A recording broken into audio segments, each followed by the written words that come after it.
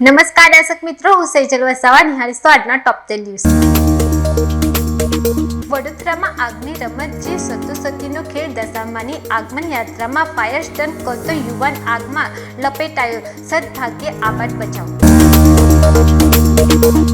America Iran વચ્ચે આજથી ફરી વાટાઘાટ શરૂ થશે। ટ્રમ્પે કહ્યું, હુમલો કરી શકીએ છીએ પરંતુ લોકોને મારવા માંગતો નથી। પત્નીને ઘરમાં પૂરી પતિ મેરેજ બ્યુરોમાં સાડી સાથે પરણ્યો। દીકરા સાથે સાસરે પહોંચી તો પતિએ ધમકાવ્યું, કહ્યું, તારા 2 ઘર મારા નામે કરી તો જ હું તારી સાથે રહીશ। રણુજા દર્શન કરી પરત ફરતા 5 મિત્રોને અકસ્માત નડ્યો। મહેસાણા અમદાવાદ હાઈવે પર ચાદરા પાટિયા નજીક ઇકો વાન પલટી, અંકલેશ્વરના ચાલકનું મોત, ઇજાગ્રસ્તોને મહેસાણા ખસેડાયા। મધદરિયે સરકી બોટ, જીવ બચાવવા લોકો તરફડિયા મારી કૂદ્યા। 5ના મોત, 41 લોકો હજુ પણ ગુમ, 271 પેસેન્જર ક્રૂ સવાર હતા।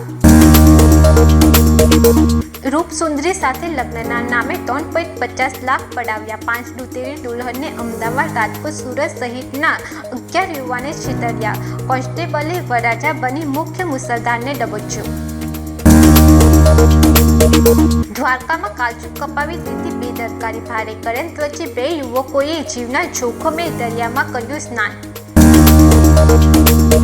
હૈદરાબાદમાં ભાડાની બોલેનો કાર ચલાવી રહેલા 17 વર્ષીય વિદ્યાર્થીએ વાહન પરનો કાબુ ગુમાવ્યો અને રસ્તાની બાજુમાં પાર્ક કરેલી 7 મોટરસાઇકલોને ટક્કર માર્યા બાદ સ્કૂટર પર સવાર 2 ભાઈઓને કચડી નાખ્યા।